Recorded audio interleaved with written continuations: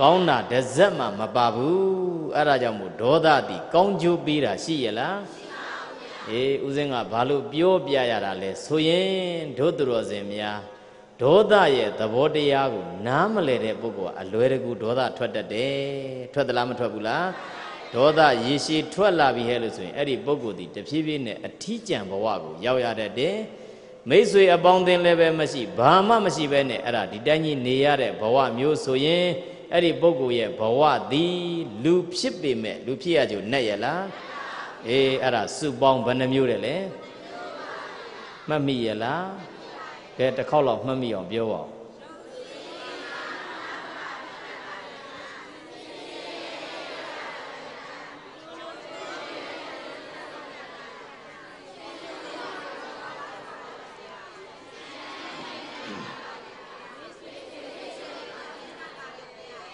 အပေငရဲကြတဲ့တဲ့ကောင်းတာပါရဲ့လား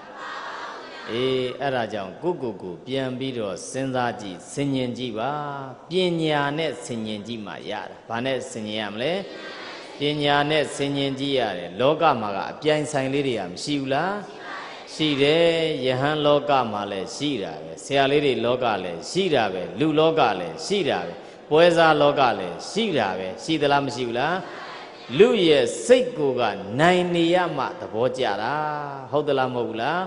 အဲ့ဒါအနိုင်ယူရင်နဲ့တဖြည်းဖြည်းနဲ့အဲ့ဒီပုဂ္ဂိုလ်သည်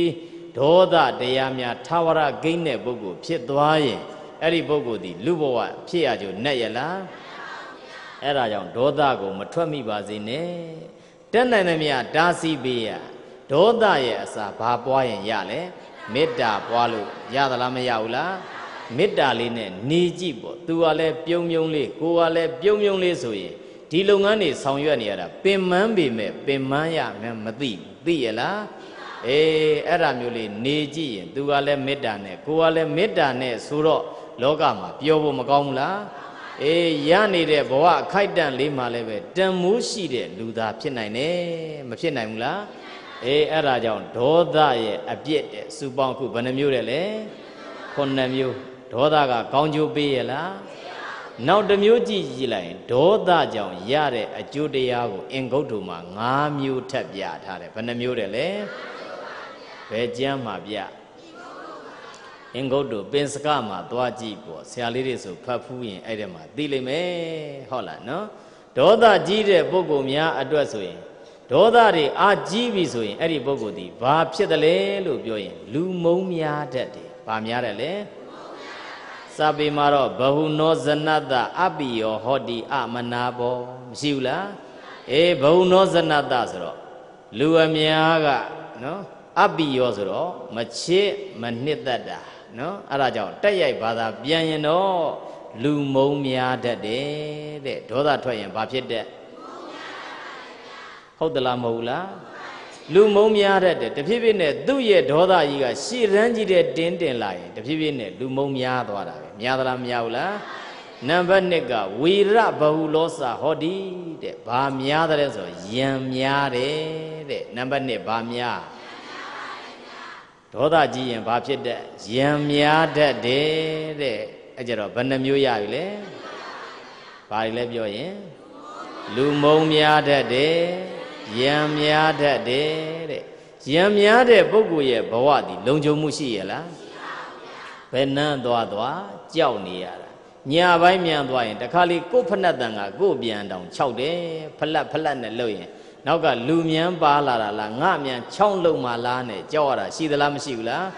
အဲ့ဒါမျိုးယံသူများနေတဲ့ပုဂ္ဂိုလ်ရဲ့ဘဝသည်ဘယ်တော့မှငြိမ်းချမ်းရေးမရစိတ်ချမ်းသာမှုရရလား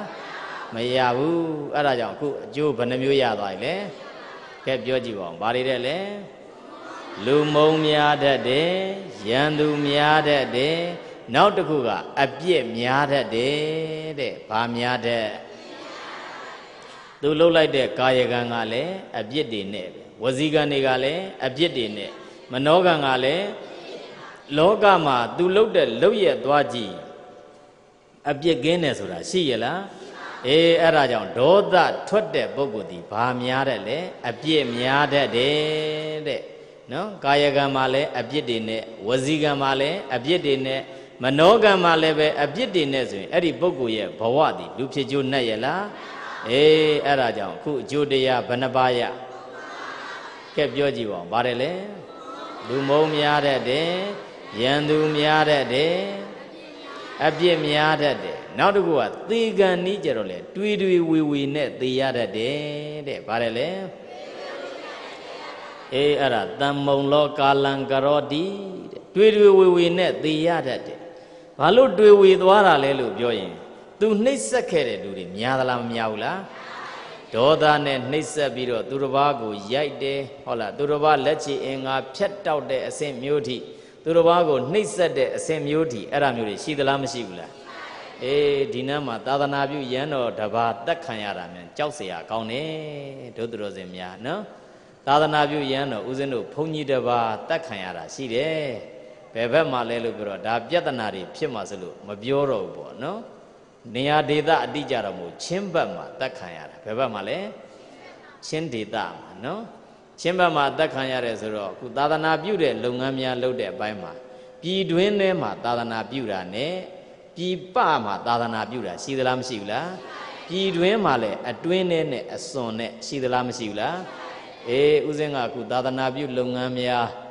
Tadanabu Lungamia, Sound you and Nijare, Dangaro Miago, Libiro, Taupana seed, bigger Bagama, Uzeno, Haka, Tandalan, Palan, no, Mende, Madubi, Edidarigani, Uzeno, Pian Laja, no? Tuabiro, Divega,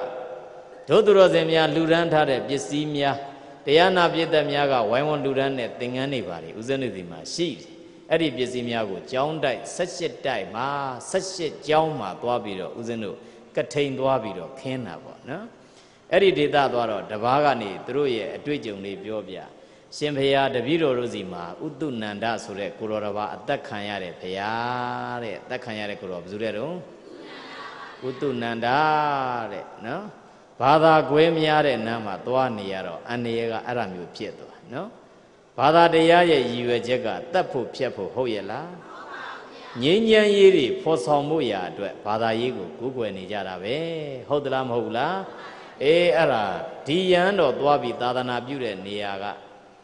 Horabada in Agale, Bama, Maside, Kajaro, no? Lenagai, Puerto Puegani, Dugu, Panduari. Panduabiro, ain't the Ingo, Coduari. Coduabiro, Eddie ain't the Yaude Kajaro, no? Lego, Judo Tare, Balotale. Lego Judo Tare, Aboa, Gongu Jaro, Palaine, no, Sutare, see Miavilla, Mamiaro, Arao, Barinet low down to Darine, Mienarigo, Monta, no, Darine, Mienari, Mone, Leddy, Mone, Ago Monta, no, Navi Babele Maleve, Ago Daya, Gideve, Aramu, Pibido, Nisalu, Ayavi, Sure Kajaro. Nanyama Kakamiro, Divagani, Sideregani, Jinwa, the chat, the Nanabid, no? Panabid. Jinwa, the chat Bilado, Hobago, Buenja, no? I will Buenbiro, all mouth jar, Chema, not at the chat, Joe and Ibiro, she would the chat de Hola, Danya, Nachene Arab, Ainama, Dinida, no? Dinida will have now Baima Arab, Diara, no? Tadanabu, Loyala. Didema needed Lugaro, a Lueli Suro. Go ye, Niro no Pide. Down Nandi Darima, Dadana Bu needed, Tangarigu, me needed, Hola, Midalam Mula. Hola, go Chinye Megua, Mieni Jada. Druga Suno Saza Aramu, Buniare, Tangaro Miaye, Pawadi, and the elevate again Miare, no? Miabiro, Davime Dru Budua. Druga Aramu, a big cambiro, need like the Dwaja, who chim de Dama, Dwaji, Aramu Piatana, Mashiro, Pazua de Cambi Lodwa. Udu Nandaga, Aramu, Lodware Dwaja, who Yinya Yadwa, no? Eri now by ma.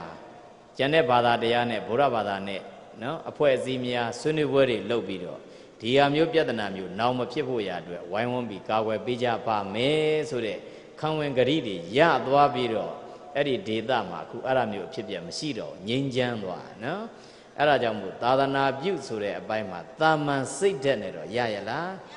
Erima, Palama, Dilasian Satanai Side, Holla, no? Uzeno Guranga Leve, Tadana Busina like Deca, Dilu down and Didari Mero, Dilasianga, Shime Matemu, Satema, no?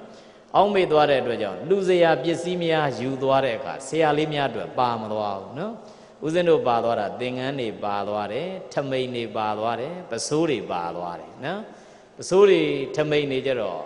ကျောင်းသားလေးတွေဝေတယ်အရက်သားတွေဝေတယ်ထမိန်ကြတော့မိန်းကလေးတွေနဲ့ပတ်သက်လို့ဝေတယ်အဲကြတော့ဆရာလေးတွေကလာဝစ်ချလိုက်တဲ့အခါဟာသူတို့တော့ကဘာမှမပါတော့ဘာပဲလှုပ်ပေးလိုက်ရတယ်ဆိုတော့သူတို့လည်းပဲထမိန်တစ်ထည်စီပဲပေးလိုက်ရတာဟုတ်လားနော်အဲ့ဒါထမိန်နဲ့ဒီအဝိဇ္ဇာလေးတစ်ခုပေါ့ချုပ်ဝစ်လို့ရတဲ့အဝိဇ္ဇာတစ်ခုနဲ့သူတို့ရဲ့ဘဝကဆင်းရဲတယ်အဲ့ဒီမှာနေတာတို့သူတော်စင်များဆရာလေးများပေါ့သူတို့နဲ့ဆက်သွယ်လို့ရတယ်နော်မူရင်းကဘယ်တိုက်ထွက်တွေလဲပြောတော့ငကိုတော့ကအဲ့ဒီဆရာလေးများဒီဦးဇင်းတို့စီမှာလာပြီးအင်္ဂလိပ်စာသင်သွားတယ်နော်သင်သွားတော့ဒီဆရာလေးတွေမတွေ့တာကြတော့လူထွက်သွားတာနဲ့တူတယ်လို့ဦးဇင်းတို့ကထင်းနေတာမူရင်းကဘယ်ကျောင်းမှာနေတော့ဆိုတော့ဟိုးမန်းလေးတောင်ကတန်ဗုဒ္ဓေကျောင်းရှိဘာကျောင်းလဲတန်ဗုဒ္ဓေကျောင်းကနေပြီးတော့ပညာသင်ပြီးတော့ပျောက်ထွက်သွားတယ်နော်ပျောက်ထွက်သွားပြီးတော့ဦးဇင်းတို့အခုအဲ့ဒီဘက်မှာသွားပြီးတော့သာသနာပြုလုပ်ငန်းများလုပ်တော့အဲ့ဒီဆရာလေးများကအဲ့ဒီမှာသွားပြီးတော့စာသင်နိုင်ဖွင့်ထားတာသူ့ကျောင်းမှာ6ပါးလောက်ရှိတယ်ဘယ်နှပါးလောက်ရှိ6ပါးလောက်ရှိတယ်2ပါးလုံးစင်စင်ရဲရဲနဲ့နေကြရတယ်သူတို့ကြီးတဲ့ပုဂ္ဂိုလ်2ပါးနဲ့ကျန်တာလေးတွေကတော့အငယ်လေးတွေနော်အဲ့ဒါကြောင့်သာသနာပြုနဲ့ပတ်သက်ပြီးတော့လှူဒန်းကြတဲ့အပိုင်းမှာလဲတောင်တန်းဒေသတွေကိုလဲခေါင်းထဲမှာထည့်ထားတဲ့နဲ့မထည့်သင့်ဘူးလားအေးအဲ့ဒီမှာအဲ့ဒီစာသင်နိုင်ကိုသွားပြီးရောက်တဲ့ခါကျမှဦးဇင်းတို့လေ့လာကြည့်တော့သူတို့ရဲ့လုပ်ငန်းစဉ်လေးများကလေးများကိုခေါ်ပြီးတော့အဲ့ဒါဘာကပညာလေးတွေသင်ပေးတယ်မိန်းကလေးတွေကိုလည်းပဲချင်းမိန်းကလေးများကိုဘုရားဘာသာဖြစ်ခြင်းလဲဖြစ်မဖြစ်ခြင်းလဲနေဘာလို့ပြုံးဆိုစာသင်ပေးတယ်ဘာလို့ပေးလဲစာသင်ပေးတဲ့လုပ်ငန်းနဲ့သာသနာပြုနေကြတာဘယ်နှစ်နှစ်ရှိပြီလို့ဆိုတပည့်တော်တို့4နှစ်ရှိသွားပါပြီဖေဟာတဲ့ဘယ်နှစ်နှစ်ရှိပြီလဲအတော်သင့်တတ္တိနဲ့လွယ်ရလားအဲ့ဒါကြောင့်ဒီမှာနေရတာကသာအန္တရာယ်မရှိတာအဲ့ဒီနေရာတွေကျတော့အန္တရာယ်ရှိသလားမရှိဘူးလားငကိုကဒီတက်ပို့ပြီးတော့ဆိုတယ်အဲ့ဒါကြောင့်သာသနာတော်ထွန်းကားဖို့ဆောင်ရွက်ကြတဲ့အပိုင်းမှာဒီအတွင်းထဲမှာနေတဲ့ပုဂ္ဂိုလ်ရောတောင်တန်းဒေသမှာနေတဲ့ပုဂ္ဂိုလ်လက်တွဲပြီးလုပ်ရင်တော့မအောင်မြင်နိုင်ဘူးလားအေးအောင်မြင်နိုင်တယ်အဲ့ဒါမျိုးလုပ်ဖို့ရလဲအရေးမကြီးဘူးလားအရေးကြီးတယ်အဲ့ဒါမျိုးမဟုတ်ဘဲနဲ့ဒီထဲမှာနေခုလိုက်ပြီးတော့ကြည်လိုက်တဲ့အခါဘုန်းကြီးကျောင်းကြည်တော့လည်းပဲတော်တော်ဒုက္ခရောက်ဆရာလေးတွေကျောင်းလဲဒုက္ခရောက်တာရှိတယ်နော်ဘာဒုက္ခရောက်တုံးဆိုတော့ကျောင်းလူတဲ့ပြဿနာရှိတာပြည့်တဲ့ဘာလူတဲ့ပြဿနာရုပ်ပြက်သလားမပြက်ဘူးလားတော်တော်ရုပ်ပြက်တယ်ဦးဇင်းတို့ကတော့ဒီပြည်ကြီးတကုံထဲမှာငကောကအတော်တယောက်ကကျောင်းလှူထားတာရှိတယ်နောက်ကဝင်လှူတာနဲ့လှုပ်ချင်တယ်လို့သာလှုပ်တော့ဆိုပေးထားကြတာရှိတယ်ဟုတ်လားနော်အေးအဲ့ဒါမျိုးလေးဖြစ်ပြီးတော့ဒီအမျိုးနဲ့ဖြစ်ပြီးတော့မှဟိုယုံရောက်ရဒီယုံရောက်ရနဲ့မျက်နှာငယ်ငယ်လေးနဲ့သာသနာဝန်ထမ်းတယောက်ကနေလူစီမှာခရတဲ့အလုပ်ဒီကြည့်ကောင်းရဲ့လားတော်တော်ဆိုးရတဲ့အလုပ်ပဲအဲ့ဒီဖြစ်ပြမျိုးကဟုတ်လားနော်အဲ့ဒါမျိုးလေးတွေဖြစ်တယ်အခုဦးဇင်းတို့ညီမဝင်းခွဲတပါးပေါ့နော်သခိုင်းမှာဆရာလေးရှိမူရင်းတိုင်းနေကြတာကိုပဲအဲ့ဒါသူတို့ချင်းပြန်ပြီးတော့ကြောင်းလူလို့ဆိုပြီးတော့ဘုန်းကြီးတွေကသွားရှင်းပေးထားတာရှိတယ်ရုပ်ပြတ်သလားမပြတ်ဘူးလားအဲ့ဒါမျိုးလေးတွေနဲ့သာသနာပြုနေရှေ့ဘယ်ရောက်မလဲဟုတ်လားဘုန်းကြီးချင်းကလည်းပဲအစင်မပြေဆရာလေးချင်းကလည်းပဲအစင်မပြေဖြစ်ရင်ကိုးကွယ်ရမဟုတ်တော့ဘူးဟုတ်ရဲ့လားကိုးကွယ်ရများသည်ကိုးကွယ်ရထိုက်ဖို့ရအရေးကြီးသလားမကြီးဘူးလားနောက်တစ်ခုကပြုံးငနေဆိုလို့ရှိရင်အပေါ်စီးကနေနေပြီးတော့ဒေါသသိပ်ကြီးတတ်တယ်ယဟန်လောကမှာရှိသလားမရှိဘူးလားအေးအဲ့ဒါကြောင့်ဒေါသတွေကတော့သွားမလှုပ်လိုက်နဲ့ယဟန်ထွက်လဲယဟန်ဒုက္ခရောက်တာပဲလူဆိုရင်လည်းလူဒုက္ခရောက်တာပဲရောက်သလားမရောက်ဘူးလားဒေါသဆိုတဲ့တရားဒီကောင်းကျိုးပေးရလားအေးမပေးဘူးအဲ့ဒါကြောင့်ဒေါသထွက်တဲ့ပုဂ္ဂိုလ်ရတဲ့အပြစ်တွေနော်အကျိုးတွေကိုလိုက်ပြီးတော့ကြည်ရင်ကောင်းတာပါရလားမပါဘူးဟုတ်လားနော်အကျိုး၅မျိုးတည်းမဲ့တစ်ကဘာလဲလူမုံများတယ်နံပါတ်2ကရန်သူများတယ်နောက်နံပါတ်3ကဘာများလဲအပြစ်များတယ်နောက်တစ်ခုကတွေဝေနဲ့သေရတတ်တယ်ဘာလို့တက်လဲတွေဝေနဲ့သေရတတ်တယ်ငယ်တုန်းကတော့ငယ်မှန်နဲ့ဒေါသနဲ့လှုပ်လိုက်ပြီမဲ့အသက်ရွယ်ကြီးလာတဲ့အခါကျတော့တယောက်တည်းတဖြည်းဖြည်းနဲ့အထီးကြံမြတ်မသိကြံလာတတ်တယ်ကြံသလားမကြံဘူးလားအသက်ရွယ်နည်းနည်းကြီးလာရင်တပည့်တွေကကိုနှံ့ကတ်သေးလား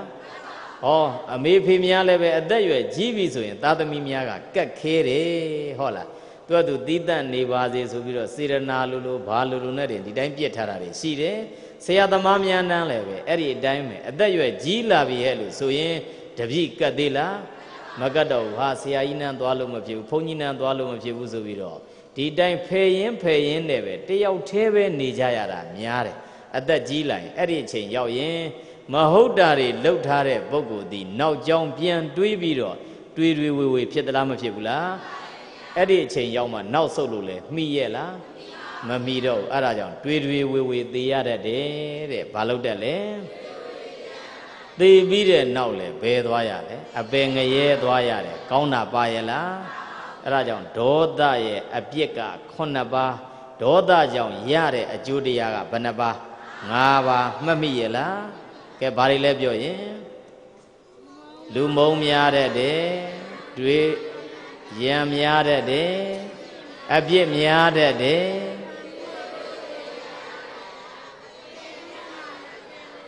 အပင်ငရဲကြတဲ့ကောင်းတာပါရဲ့လားအဲ့ဒါဒေါသထွက်သိမ့်ရဲ့လားအေးအဲ့ဒါဒေါသကိုတက်နိုင်သမျှချုပ်တီးပေးရသူရောကိုရောပေါ့မေတ္တာနဲ့နေတဲ့လောကတည်ငြိမ်းချမ်းရေးရတယ်မေတ္တာမရှိတဲ့လောကဒေါသတွေနဲ့ကြည့်တဲ့အသက်ရှင်နေရတဲ့လောကတည်ကြောက်เสียကောင်းသလားမကောင်းလားကောင်းတယ်အဲ့ဒါကြောင့်ဒေါသတွေကိုနည်းပြီးတော့ဘာပွားပေးရမလဲမေတ္တာပွားရမယ်တဲ့အဲ့လိုဆိုတော့ရှင်မယားတပည့်တော်တို့ဒေါသတွေသိပ်ပြီးတော့ထွက်တော့ဒေါသကိုဘယ်လိုပယ်ဖြောက်ပေးရမလဲဖယားလို့ပြောတော့ဖယားရှင်ကိုရောမြတ်ရဲ့ဒေသနာကအပြည့်စုံပဲဒေါသရဲ့သဘောတရားများဒေါသထွက်ပုံများဒေါသကြောင့်ရတဲ့အကျိုးတရားများဒေါသကိုဘယ်လိုပယ်ဖြောက်မယ်ဆိုတာဖယားသင်ထားတာရှိသလားမရှိဘူးလား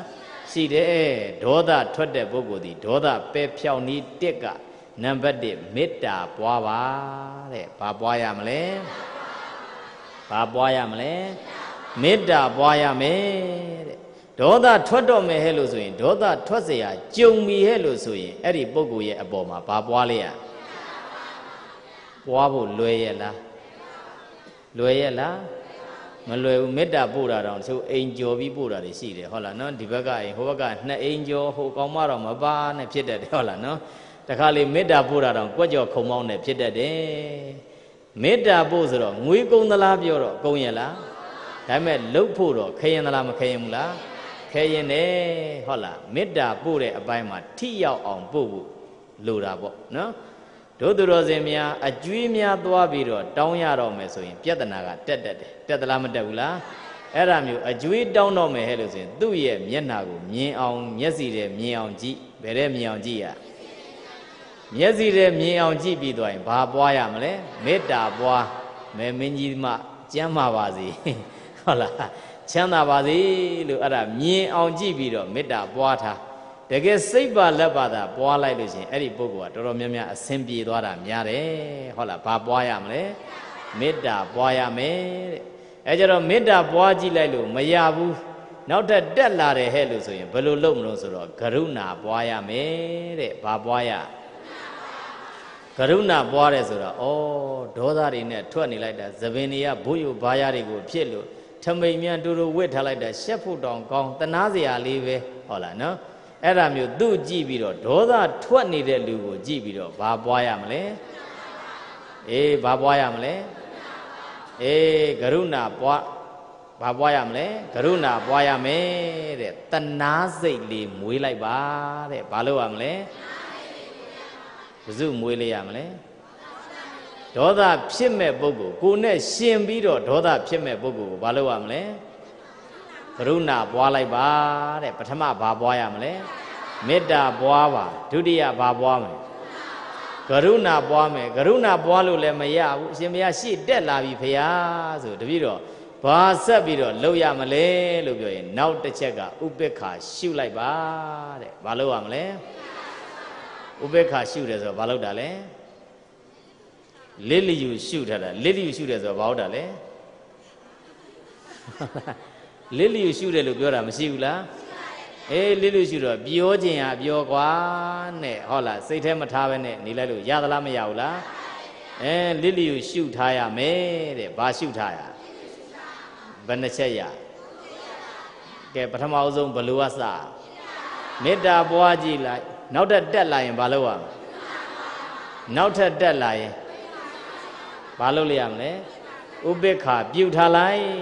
နောက်ထပ်တစ်ဆင့်တက်လာရင်တော့စိတ်သေးကကိုကလုံးဝထုတ်ပလိုက်တဲ့ဗါတယ်တော့စိတ်သေးကကိုကလုံးဝထုတ်ပလိုက်ဆိုတော့သူ့မျက်နှာလဲကြည့်မနေတော့နဲ့သူပြောတာတွေလဲနားထောင်မနေတော့နဲ့အဲ့ဒါတွေဆက်ပြီးတော့လှုပ်လိုက်ရင်ဒေါသကထွက်သလားမထွက်ဘူးလားအေးစိတ်ထဲမှာကိုလုံးဝမထားနဲ့ဘယ်နှချက်ရဘာတွေလဲပြောရင်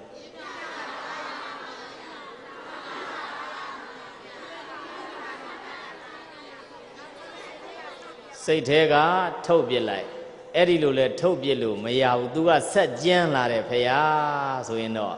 ကမ္မတကာပဲလို့တွေ့ရမယ်တဲ့ဗါတယ်တော့ကမ္မတကာပဲငါဒီလောက်လှုပ်ပြီးသွားပြီရှေ့က၄ချက်နဲ့လှုပ်ပြီးသွားပြီဒီလောက်မှမရရင်တော့ငါကံပဲလို့တွေ့ရမှာဘာကံနဲ့လဲငါကံပဲအရင်ဘဝကငါဒါမျိုးလှုပ်ဖူးတယ်နဲ့ဒူတယ်ဒါကြောင့်မို့ကဇွတ်ဒီကောင်ရှေ့ကိုတက်နေတာဘလူမကိုပြောလို့မရအောင်ဖြစ်နေတာဆိုပြီးတော့ကိုယ်ကံကိုဘာလို့ရမလဲပြန်ပြီးတော့ဆင်ញင်ကြည့်လိုက်တဲ့အဲ့ဒါငါကံပဲလို့ဆင်ញင်ရမယ်ဗါတယ်တော့ငါကံပဲလို့ဆင်ញင်ရမယ်တဲ့ဘယ်နှမျိုးအဲ့ဒါ၅မျိုးပွားလို့ရသလားမရဘူးလားရတော့ရတယ်ပွားဖို့ခက်သလားမခက်ဘူးလားခက်တယ်ဒါပေမဲ့ကြိုးစားပွားရင်တော့ဖြစ်နိုင်တယ်ပေါ့မဖြစ်နိုင်ဘူးလားပထမဆုံးဘာပွားမေတ္တာပွားလို့မှမရရင်ကရုဏာပွားလို့မှမရရင်ဥပိ္ပခာရှုလို့မှမရရင်စိတ်ထဲကထုတ်ပြစ်လိုက်တာကိုကမရရင်ငါကံမဲလို့အောင်းမိလိုက်တဲ့အဲ့ဒါမျိုးဆိုရင်ဒေါသငြိမ့်သလားမငြိမ့်ဘူးလားငြိမ့်တယ်ဟုတ်လားဒေါသတရားငြိမ့်သွားရင်ပြီးသွားမှဒေါသငါသိခံလိုက်ရတဲ့အကျိုးတရားကိုပြီးသွားရင် तू မခံစားရဘူးလားငါသိခံလိုက်လို့တော်သေးတာစိတ်လိုက်မှန်ပါသာလှုပ်လိုက်ရင်အခုချိန်ဆိုအလုပ်တွေပြတ်နေပြီငွေတွေကုန်နေပြီဒုက္ခတွေရောက်နေပြီလို့ဆင်ញင်လို့မရဘူးလားအေးအဲ့ဒါကြောင့်မို့ဒေါသပယ်နီးတစ်ထဲမှာကြည့်ရင်ပယ်ပုံပယ်နီးဘယ်နှမျိုးတယ်လဲ၅မျိုးနောက်ဒေါသပယ်နီးနှစ်ကိုကြည့်နော်ဗုဒ္ဓရဲ့တရားများကတော့တေချာဖတ်ကြည့်အင်္ဂုတ္တကသိစိတ်ဝင်စားစရာကောင်းတယ်နော်အင်္ဂုတ္တကျမ်းကိုဟောတာကကျင်းကျင်းနဲ့တင်သူကထိအောင်ဟောတယ်အင်္ဂါရက်တွေကြီးတဲ့တဲမပြဘူးလားဘာမလုပ်ရဘူးဘာလုပ်ရမယ်ဘာလုပ်ရင်ဘာဖြစ်မယ်လို့ဒဲဟောတာရှိသလားမရှိဘူးလားဇလန်းလေးတွေနဲ့တွယ်ဝိုက်ပြီးတော့သိပ်ပြီးတော့မပြောဘူးဒဲပြောတာတွေများဒီမှာလည်းပဲဒေါသပယ်နည်းကိုဗုဒ္ဓကနောက်တစ်မျိုးဆက်ပြီးတော့ပြတယ်နော်ဒေါသပယ်နည်းထဲမှာဘလို့ပယ်ရင်လဲရတယ်လေလို့ပြောရင်ကောင်းကွက်လေးတွေကြည့်ပြီးတော့နေရတယ်ဘလို့နေရလဲကောင်းကွက်လေးတွေကြည့်ပြီးတော့နေရတယ်တဲ့ကာယကံတောင်းကျမ်းတဲ့ပုဂ္ဂိုလ်နဲ့တွေ့ရင်ဘာတောင်းကျမ်းရင်လဲကာယကံတောင်းကျမ်းရင်ကာယကံတောင်းကျမ်းတယ်ဆိုတာကတက်တယ်ဖြတ်တယ်ခိုးတယ်ဝှက်တယ်သူတစ်ပါးတာမယာစော်ကားတယ်ကာယကံတောင်းကျမ်းတဲ့ပုဂ္ဂိုလ်နဲ့တွေ့ပြီဆိုရင်ကိုကဘလို့အကောင်းမြင်ရမလဲဆိုရင်ဩကာယကံကတောင်းကျမ်းပေမဲ့ဝစီကံလေးတွေကတော့မဆိုးပါဘူးလို့ဆင်ញင်ရမယ်။ဘာလဲတော့ကာယကံကတောင်းကျမ်းပေမဲ့ဝစီကံလေးကတော့မဆိုးပါဘူးပြောတာဆိုတာလေးကချိုးသားသားပဲနဝင်ပိယံဖြစ်သားပဲလို့ကာယကံမကောင်းရင်ဝစီကံနဲ့ချီးကျူးလို့မရဘူးလားဝစီကံနဲ့ကြည့်ပြီးတော့ပေါင်းလို့မရဘူးလားရတယ်အဲ့ဒါကာယကံမကောင်းပေမဲ့ဝစီကံလေးတော့ကောင်းသားပဲဆိုပြီးတော့မလုပ်ရမလဲအေးကောင်းကွက်လေးကိုကြည့်ပြီးတော့ပေါင်းလို့မရဘူးလားနောက်ဝစီကံကျမ်းတဲ့လူတွေရှိသလားမရှိဘူးလားဝစီကံကျမ်းတယ်ဆိုတာကလိန်တယ်ညာတယ်ဆိုသူကြည့်တယ်ပဲအဲ့ဒါဆိုရင်ဘာကျမ်းတာလဲဝစီကံကျမ်းတာတယောက်နဲ့တယောက်အဆင်ပြေနေတာကြားတဲ့ကဝင်ချောပြက်ဂုံးတိုက်တယ်ဆိုသူပဲအဲ့ဒါဆိုရင်ဘာကျမ်းတာလဲနောက်တစ်ခါကျတော့မနဲ့လင်းလာတာနဲ့တပြိုင်နက်ဆဲဆိုပြီးတော့ထားတယ်လူတွေမရှိဘူးလားရှိတယ်အဲ့ဒါဆိုဘာကျမ်းတာဝစီကံကျမ်းတာနောက်တစ်ခုကအတင်းအဖျင်းပြောတာဘာလို့တာလဲတို့လူမျိုးကအတင်းဖြင်းနေပါလေပြောသလားပြောတယ်ဟုတ်လားနော်ဘာမှသာမရတာလိုက်ပြောနေဝါသနာပါတဲ့လူတွေရှိသလားမရှိဘူးလားအဲ့ဒါသူမြန်းကစကားလေးပြောနေမရမကဟုတ်လားနော်ဟိုဘက်ကစုံစမ်းဒီဘက်ကစုံစမ်းပြီးရလာပြီဟဲ့လို့ဆိုရင်ပြောခြင်းစိတ်ကပေါက်နေပါဇက်တွေကရားနေတော့တာဟုတ်လားနော်ရားနေပြီဘာလိုက်ကြအောင်ဆိုလူလိုက်ရှာတယ်လူလိုက်ရှာပြီးတော့အဲ့ဒါသွားပြောမင်းခုနဟိုနန်းပြောနေမင်းเจ้าဘာเจ้าညာเจ้าနဲ့ လိုက်လှုပ်သွားပြီးတော့သွားလိုက်အောင်မယ်ငါအချိန်လေးသိမ့်မရလို့ဟိုဘက်ဆိုနောက်တိန်ဆက်တဲ့နောက်တိန်ဆက်တဲ့နဲ့အချိန်ကုန်တဲ့လူတွေရှိသလားမရှိဘူးလားအေးအဲ့ဒါမျိုးအတင်းအဖျင်ပြောသောအဖြစ်ဒီပုဂ္ဂိုလ်ဒီဘာလို့သတ်မှတ်လို့ရအောင်ဆိုဝစီကံတောင်းကျမ်းတယ်လို့သတ်မှတ်ရတာဘာတောင်းကျမ်းတာလဲအဲ့ဒါကြောင့်ဝစီကံတောင်းကျမ်းတယ်ဆိုတာလိန်နာညာတာရဲ့ချောပြည့်ဂုံတိုက်တာရဲ့ကြမ်းကြမ်းထန်ထန်ပြောဆိုတာရဲ့အတင်းအဖျင်ပြောတာရဲ့ဒီ၄မျိုးနဲ့သတ်မှတ်ပြီးတော့ဝစီကံတောင်းကျမ်းမှုဖြစ်မဖြစ်သိလို့မရဘူးလားအဲ့ဒါကြောင့်ဝစီကံတောင်းကျမ်းတဲ့လူနဲ့တွေ့ရင်တဲ့ဘာလေးကိုချီးကျူးမဆိုရောဝစီကံတောင်းကျမ်းပေမဲ့ကာယကံလေးကတော့မဆိုးပါဘူးတဲ့ဘာကံလေးကမဆိုးဘူးဒီကောင်ကအပြောတာကျမ်းတာလက်တွေ့အနေနဲ့တော့အဲ့ဒါမျိုးကြီးလောက်တာမရှိပါဘူးလို့တို့ချီးကျူးတဲ့လူတွေရှိသလားမရှိဘူးလားအဲ့ဒါကြောင့်ကာယကံတောင်းကျမ်းရင်ဘာနဲ့ချီးကျူးနောက်ဝစီကံတောင်းကျမ်းရင်နောက်ကာယကံကလည်းတောင်းကျမ်းတယ်ဝစီကံကလည်းပဲတောင်းကျမ်းတယ်ဆိုရင်သူ့ရဲ့စိတ်လေးကိုသွားချီးကျူးပါတဲ့ဘာလေးကိုချီးကျူးပါဩသူကကာယကံကတောင်းကျမ်းတယ်ဝစီကံကတောင်းကျမ်းတယ်အပြောကလည်းချိုးချိုးသားသားမရှိဘူးလောက်ရက်ကလည်းပဲမဟုတ်ဘူးဒါပေမဲ့မူရင်းစိတ်လေးကတော့အဲ့လိုမဟုတ်ပါဘူးဆိုပြီးတော့ပေါင်းလို့မရဘူးလားရတယ်ကဲဘယ်နှမျိုးရ၃မျိုးရတာကာယကံမကောင်းရင်ဝစီကံကိုချီးကျူးပြီးတော့ပေါင်းနော်နောက်ဝစီကံမကောင်းရင်နောက်ကာယကံဝစီကံမကောင်းရင်စိတ်လေးကိုချီးကျူးပြီးပေါင်းလို့မရဘူးလားအဲ့လိုဆိုတော့အရှင်မယားကာယကံလည်းမကောင်းဘူးဝစီကံလည်းမကောင်းဘူးမနောကံလည်းမကောင်းဘူးဆိုရင်ဘာနဲ့ပေါင်းမလဲအဲ့လိုကြတော့တစ်မျိုးဟုတ်လားကာယကံဝစီကံမနောကံဆိုကိုယ်ကလည်းပဲ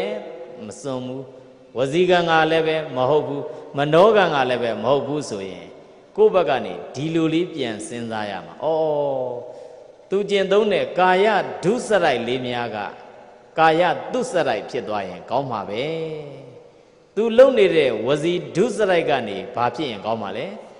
ဝစီတုစရိုက်ဖြစ်သွားရင်ကောင်းမှာပဲဒီလိုကျမ်းနေတဲ့မနောကံကနေပြီးတော့နုညံ့တဲ့မနောကံလေးဖြစ်သွားရင်ကောင်းမှာပဲအခုတော့ဒီလိုမဖြစ်နိုင်တော့တနာစရာပဲတဲ့ဟုတ်လားနော်တနာစရာပဲဆိုပြီးတော့မလုပ်ရမလဲပေါင်းသင်းနိုင်ရမယ်ဒေါသကိုဖယ်နိုင်ရမယ်တဲ့ဗါတယ်လေတနာစရာပဲကာယကံကြည့်ပြီးတော့တနာဝစီကံကြည့်ပြီးတော့တနာမနောကံကြည့်ပြီးတော့တနာဩတော်တော်တနာစရာကောင်းတယ်တဘဝပဲနောက်ဘဝလူဖြစ်ဖို့မလွယ်ဘူးသွားထုတ်ပြောရင်တော့ရိုက်သွားမှာဟုတ်လားနော်ကိုယ့်အကိုဆင်ញင်ကြည့်ရမှာသူ့ရဲ့ကာယကံဝစီကံမနောကံများတောင်းကျမ်းနေတယ်ဒါလေးတွေမြန်အကောင်းလေးဖြစ်ရင်ကောင်းမှာအခုတော့ဒီလိုဖြစ်တော့တနာစရာပဲဆိုပြီးတော့ဘာပယ်ရမလဲဒေါသကိုပယ်ပြီးတော့သူနဲ့ပေါင်းလို့မရဘူးလားဘယ်နှမျိုးရကာယကံမကောင်းရင်ဝစီကံမကောင်းရင်ကာယကံဝစီကံမကောင်းရင်စိတ်လေးကိုကြည့်ပြီးတော့မလုပ်ရမလဲပေါင်းရနောက်တစ်ခုကကာယကံဝစီကံမနောကံသုံးပါလို့မကောင်းရင်တနာစရာပဲဆိုပြီးတော့မလုပ်ရမလဲပေါင်းသိရမယ်ဒါမှမဟုတ်ကိုဒေါသကိုမလုပ်ရမလဲဖြေရမယ်ကာယကံဝစီကံမနောကံသုံးပါလုံးကောင်းနေရင်ကြတော့ဒါဟာစံပဲဆိုပြီးတော့ပေါင်းလို့မရဘူးလားရတယ်အဲ့ဒါကြောင့်လောကထဲမှာလူပေါင်းကြတဲ့အပိုင်းမှာမကောင်းတာတွေလိုက်ကြည့်လို့ကတော့ပေါင်းစရာကိုမရှိဘူးရှိရလားရှိရလားမရှိဘူးတချို့အိမ်တော်ကြတာတော့ကြာတော့ကစယူတော့ကတော့ဘုံငနေဆိုတော့သူကသိချာဂယုမဆိုင်တာလားမသိဘူးနော်အိမ်တော်ကြသွားပြီဆိုတဲ့အခါကျမှချို့ကအရက်ကြီးကမင်းဒီလောက်ရှည်နေလို့ဆိုအရက်ရှည်လို့ပြဿနာတက်ပြီးဟုတ်လားနော်ကွဲရကွာရတဲ့လူတွေရှိသလားမရှိဘူးလားချို့ကလည်းပဲအရက်ပြီးမှပူပါတယ်လှုပ်ပြီးတော့မှအဲ့ဒါကွဲရတဲ့လူတွေရှိတယ်ချို့ကအသားမဲပြန်ပြီးဖြူပြန်ပြီးဆိုပြီးတော့ကွဲတဲ့လူတွေမရှိဘူးလားအေးအဲ့ဒါကြောင့်လူကိုလိုက်ကြည့်တဲ့အပိုင်းမှာမကောင်းတာလေးတွေလိုက်ကြည့်ရင်မကောင်းတာလေးတွေပဲမြင်ရတာမြင်သလားမမြင်ဘူးလားအေးလောကလူသားသည်ရင်ကောင်းလို့မကျင့်သုံးရဘူးတဲ့ဘာလို့မကျင့်သုံးရဘူးလဲရင်ကောင်းလို့မကျင့်သုံးရဘူးရင်ကောင်းသည်လူခန္ဓာကိုယ်မှာအုံစရာအများကြီးရှိဒါပေမဲ့ရင်အုံတဲ့နန်းကိုသွားပြီးတော့ကြည့်ရင်ဘာမှအုံတတ်တာ好了，你这是嘛，你是嘛，没搞嘛，人家巴路达嘞，哦那，这尼亚里边过比了哦呢，搞呢尼亚里米亚都哦呀啦，哦，路达的嘞呗，人工路多比了，路的要过，你下路没呀？好了喏，没搞过个啊，下人对的啦么对不啦？对的，那叫路前包家的，白马巴鸡包呀么嘞？搞过里的几比了，包路没有啦？ရတယ်အဲ့ဒီလိုသာနေကြည့်လိုက်ရင်အခုဒေါသဖြေနီးနှစ်မျိုးပေါင်းတော့ဘယ်လောက်ရလဲ10နီးရတယ်နံပါတ်1ဘာလို့ရမလဲမေတ္တာပွားရမယ်နံပါတ်2ကကရုဏာပွားရမယ်နံပါတ်3ကဥပေက္ခရှုရမယ်နောက်တစ်ခုကစိတ်แท้ကထုတ်ပြရမယ်နောက်တစ်ခုကဘာလို့ရမလဲဘာလို့ရမလဲကိုယ်ကံပဲလို့ဘာလို့ရမလဲဆင်ញင်ရမယ်တဲ့နောက်တစ်မျိုးကကာယကံမကောင်းရင်ဝစီကံမကောင်းရင်ကာယကံဝစီကံမကောင်းရင်သုံးပါးလုံးမကောင်းရင်တဏှာစရာပဲ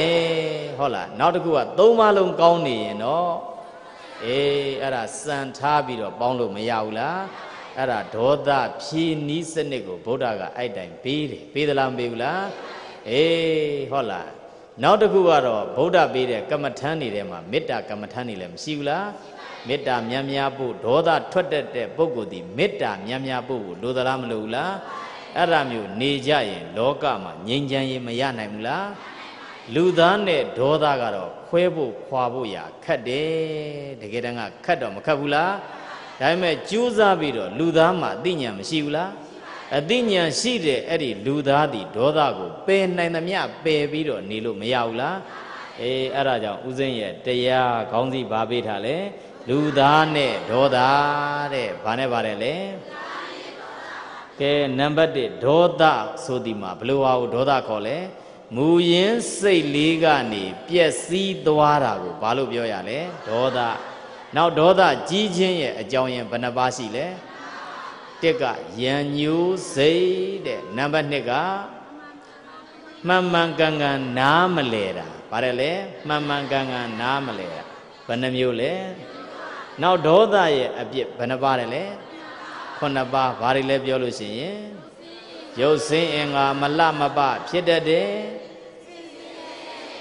စင်စင်ရဲရဲနဲ့အိပ်ဆက်ရတတ်တယ်နောက်တစ်ခုကအကျိုးမဲ့များဆက်ခါဆက်ခါဖြစ်ပေါ်တတ်တယ်နောက်တစ်ခုက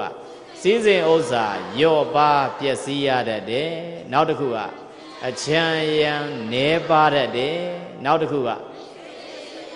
မိတ်ဆွေများပြက်ပြားရတတ်တယ်နောက်တစ်ခုကအပင်ငရဲကြတတ်တယ်တဲ့ဒေါသရဲ့အပြစ်ဘယ်နှပါနောက်ဒေါသကြောင့်ရရှိတဲ့မကောင်းတဲ့အကျိုးဘယ်နှမျိုးလဲဘာတွေဖြစ်တယ်လဲလူမုံများတတ်တယ်ရန်သူများတတ်တယ်အပြစ်များတတ်တယ်တွေတွေဝေဝေနဲ့သေရတတ်တယ်သေပြီးတဲ့နောက်အပင်ငရဲကိုကြတတ်တယ်တဲ့နောက်ဒေါသပယ်နီးဘယ်နှမျိုးဟောတာလဲ5မျိုးပထမနီးမှာဘာတွေလုပ်မလဲမေတ္တာပွားရမယ်ကရုဏာပွားရမယ်ဥပေက္ခရှုရမယ်စိတ်ထဲကထုတ်ပြေးရမယ်ငါကံမဲလို့ဆင်ញင်ရမယ်တဲ့နောက်တစ်ခုဒေါသပယ်နီးနံပါတ်2မှာလဲဘယ်နှမျိုးပြဘာတွေလဲပြောရင်ကာယကံမကောင်းရင်ဝစီကံကိုချီးကျူးပြီးတော့ပေါင်းနောက်တစ်ခုက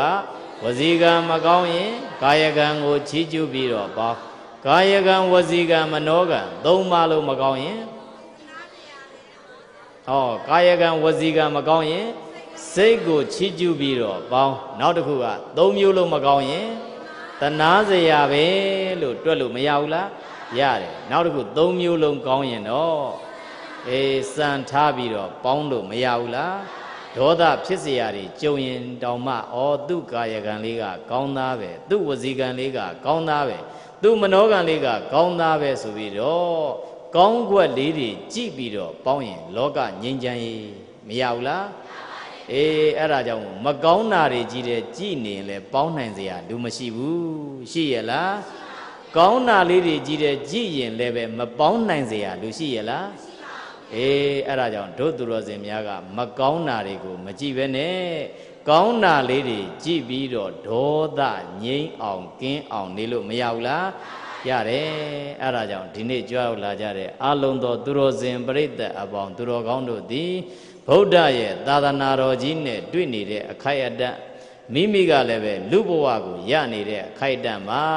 လူသားလောကရဲ့ငြိမ်းချမ်းရေးကိုဖျက်ဆီးတတ်တဲ့ဒေါသတရားများကိုပယ်ရှားနိုင်ကြကုန်ပြီး၍တပည့်တော်တို့ဒီဝဘဝဒုရိုးနှင့်မဉ္ဇဉ်ဘုံဉ္ဇဉ်နိဗ္ဗာန်တရားတော်မြတ်ကိုရလွယ်ရောက်လွယ်မျက်မှောက်ပြုလွယ်နိုင်ကြပါစေကုန်သောဟု၍ပေါင်းစုကတောင်းစုပဌနာပြုလိုက်ကြကုန်ရသတည်း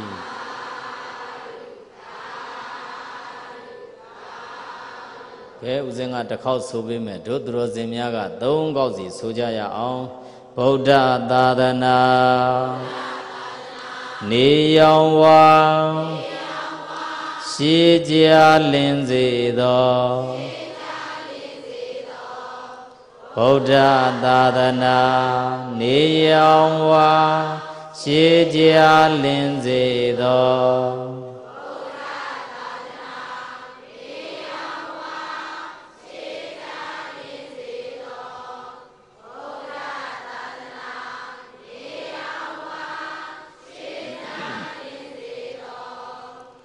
သင်္စိဓမ္မေမဟာပုညံဓမ္မဒေသနာသင်္ကြိတံဒေနသဗ္ဗေဒုက္ခယံဒုဇနာအိဋ္ဌသမင်္ဂိနောမေမယတေတကဖြစ်သောတရားဟောဆရာငါသည်ဓမ္မဒေသနာသင်္ကြိတံတရားတော်နှင့်ဆက်ရှင်သောယမဟာပုညံအကျဉ်ဓမ္မဒါနတရားအလူကိုပေးလူရခြင်းတည်းဟုသောပုံညကရိယာကုသိုလ်ထုကို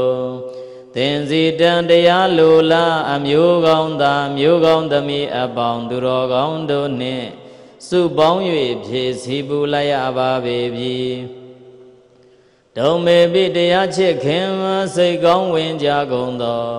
သင်သူတော်စင်ပရိသတ်အပေါင်းသူတော်ကောင်းတို့သည်လည်းပဲယမဟာပုညံအကျဉ်ဓမ္မတဝနာတရားတော်ကိုကြားနာရခြင်းတည်းဟုသောပုံညကရိယာကုသိုလ်ထုကို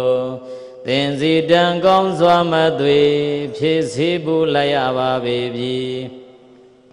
ဒေနာထိုသောစေဘဓမ္မဒါနဓမ္မတဝနာပုံညကရိယာကုသိုလ်ထုကြောင့်သဗ္ဗေလူအယယနအဖျားဗျာယမမကျွင်ခပင်ဥတုံအလုံးစုံကုန်သောတတ္တသူငါကစတတ္တဝါမှန်သမျှအနန္တတို့သည်အိဋ္ဌသမင်္ဂိနောမိမိတို့လိုလားတောင်းတကြတဲ့အိဋ္ဌမင်္ဂလာဖြာဖြာတို့နှင့်ပြည့်စုံကြကုန်သည်ဖြစ်၍ဒုက္ခယံတုယနေ့ကစနိဗ္ဗာန်ယတိဘဝတိုင်အောင်ကျဉ်းညံမာမာချမ်းညံသာသာရှိတော်မူနိုင်ကြပါစေကုန်သတည်း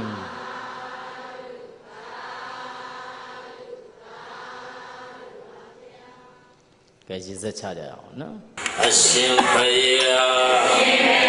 တပည့်တော်အပည့်တော်မတို့သည်ကံကို၎င်းကံဤအကျိုးကို၎င်းအရာတရားသံဃာအားဖြင့်သုံးပါးမွန်စွာယရနာကို၎င်းယုံကြည်ပါကုန်သည်ဖြစ်၍ရှေးဥစွာယရဏကိုသုံးပါးနှင့်တကဝါရှစ်ပါးသောသီလတော်မြတ်ကိုကျင့်သုံးခံယူဆောက်တည်ကြပါကုန်၏အရှင်မြတ်ဖရာဘုမတပါတပည့်တော်တို့၏ဗုဒ္ဓပူဇနိယဘုရားပွဲတော်၌အလုံးသောတရားချစ်ခင်သူတော်စင်တို့အားတရားအလူပေးလူကြပါကုန်၏အရှင်မြတ်ဖရာဘု